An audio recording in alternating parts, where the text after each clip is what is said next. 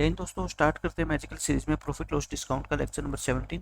और इस लेक्चर में हम दो टाइप के काफ़ी इंपॉर्टेंट क्वेश्चन करने वाले हैं जो स्टूडेंट्स को बहुत ही कम समझ आते हैं, लेकिन आज के बाद आपको इन क्वेश्चंस में कोई प्रॉब्लम नहीं आएगी। देखो फर्स्ट क्वेश्चन क्या कहता है।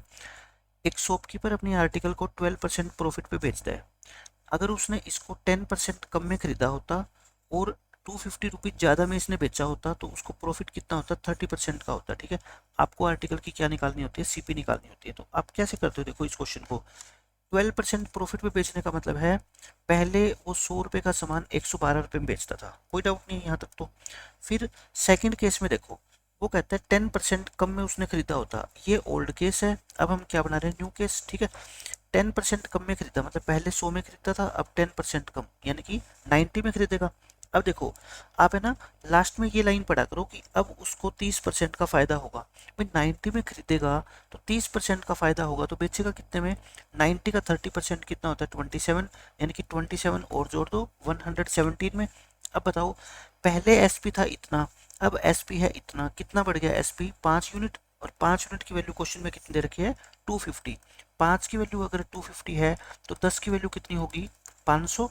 100 की वैल्यू कितनी होगी आपकी 5000। ठीक है, 100 की वैल्यू क्यों निकाली, क्योंकि आपको स्टार्टिंग का सीपी निकालना होता है। सीपी कितना है आपका 100 माना था हमने, 100 की वैल्यू कितनी आ गई 5000 रुपये। और ये इस क्वेश्चन का आंसर है। बिल्कुल बेस्ट तरीका मैंने आपको बता दिया, सबसे आसान मेथड है ये।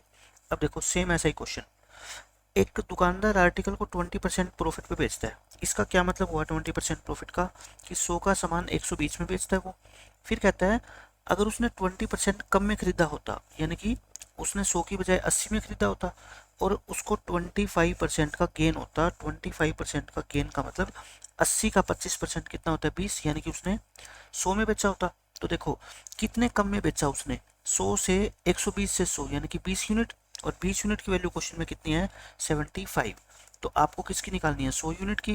तो 100 की वैल्यू कितनी आएगी बताओ, इसको 5 से मल्टीप्लाई कर दो यानी कि 375 रुपीज। और यही इस क्वेश्चन का क्या आंसर है, क्यों, क्योंकि आपसे क्या पूछा है सीपी पूछा है। अब देखो ये सबसे इंपॉर्टेंट क्वेश्चन ये है, और मैंने क्रॉस प्रोडक्ट मेथड के अंदर इस तरह के बहुत क्वेश्चन आपको करवाए हैं और वही मेथड मैं यहाँ पे अप्लाई करने वाला हूँ। एक आदमी ने एक आर्टिकल को 20% प्रॉफिट पे बेचा। अब कहता है कॉस्ट प्राइस और सेलिंग प्राइस दोनों 100 रुपये कम होते तो उसका प्रॉफिट पहले से 4% ज़्यादा होता। मतलब पहले 20 था तो अब कितना हो जाएगा 24% हो जाएगा। आपको सीपी निकालनी है। देखो पिछले क्वेश्चन में इस क्वेश्चन में क्या फ़र्क है, लास्ट क्वेश्चन में कॉस्ट प्राइस गिवन होता था आपको कि इतने परसेंट कम में खरीदा होता, लेकिन यहाँ पे कॉस्ट प्राइस और सेलिंग प्राइस दोनों की जो रिड्यूस्ड वैल्यू है वो रुपीज़ की फॉर्म में गिवन है, परसेंटेज में गिवन नहीं है। ठीक है, तो आप क्या किया करो, पहले 20% प्रॉफिट यानी कि 5 का सामान कितने में बेचा 6 में। फिर 24% का प्रॉफिट, 24% का मतलब क्या होता है 24/100 यानी कि 6/25 यानी कि 25 का सामान कितने में बेच रहे हैं 31 में। ऐसा कब हुआ, इन दो प्रॉफिट में चेंज कब हुआ, जब आपका सीपी और ये होता है सीपी, ये होता है एसपी, दोनों के दोनों 100 रुपये क्या हो गए कम। और दोनों का जब साइन सेम होता है तो साइन को क्या कर दो आप इग्नोर कर दो। ठीक है, अब क्रॉस प्रोडक्ट मेथड लगाएं। क्या होता है क्रॉस प्रोडक्ट मेथड, देखो इनकी मल्टीप्लाई और इनकी मल्टीप्लाई। 31 को 5 से करोगे 155 और इसमें से 150 घटाओगे 5 यूनिट। और इसमें इसको और इसको मल्टीप्लाई करके घटाओगे यानी कि ये तो 100 है। 100 × 31 में से 100 × 25 घटाओगे तो कितना आएगा 100 × 6 आ जाएगा ना। 5 यूनिट की वैल्यू कितनी आ गई 600 रुपये। और ये इस क्वेश्चन का आंसर है। क्यों, क्योंकि अपने को ये स्टार्टिंग वाली वैल्यू निकालनी होती है सीपी। सीपी कितना आ गया 600 रुपये। Cross product method best method है इन क्वेश्चन को सोल्व करने का। इसमें देख लो 25% प्रॉफिट पे बेचा, कॉस्ट प्राइस और सेलिंग प्राइस दोनों 900 रुपये कम होते तो प्रॉफिट 5% ज़्यादा होता। मतलब पहले 25 था अब कितना होएगा 30। आपको सीपी बता रहा है, बता देंगे। 25% प्रॉफिट का मतलब 4 का सामान कितने में बेचता था पहले 5 में। अब 30% प्रॉफिट है यानी कि 10 का सामान कितने में बेचेगा 13 में। ये कब हुआ, जब दोनों की दोनों वैल्यू 900 क्या हुई कम। क्रॉस प्रोडक्ट मेथड लगा दे, आपको इस 4 की वैल्यू निकालनी है। ठीक है, 52 में से 50 माइनस करोगे 2 यूनिट। और इसमें 900 को 3 से कर दोगे ना, क्योंकि 13 और 10 का गैप कितना होता है 3, यानी कि 900 को 3 से कर दो। 4 यूनिट की वैल्यू कितनी आएगी तो डबल आ जाएगी ना इसकी, तो कितना होएगा 5400। 5400 रुपीज इस क्वेश्चन का क्या है आपका करेक्ट आंसर है। अब ये क्वेश्चन देख लो, एक आर्टिकल को कितने परसेंट प्रॉफिट पे बेचा, देखो दुकानदार ने 20% प्रॉफिट पे यानी कि 5 का सामान 6 में बेचा।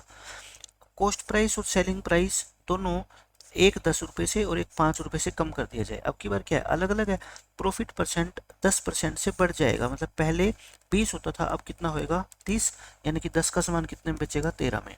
ये कब होगा, जब आपका सीपी कम हो जाए कितने से 10 रुपये से, यानी कि ये 10 कम हो जाए और ये 5 कम हो जाए, तो इसके आगे क्या लिख दो 5, क्रॉस प्रोडक्ट मेथड लगा दो, आपको सीपी निकालना है। ठीक है, क्या होगा बताओ, 65 और 60, 5 यूनिट, और 5 यूनिट की वैल्यू कितनी आ गई देखो 50 और 130, 130 में से 50 माइनस करोगे तो कितना आ गया 80, और आपको वैल्यू भी किसकी निकालनी है सीपी, यानी कि ये वाली वैल्यू, और 5 की वैल्यू कितनी आ गई 80, और ये इस क्वेश्चन का क्या है आंसर है।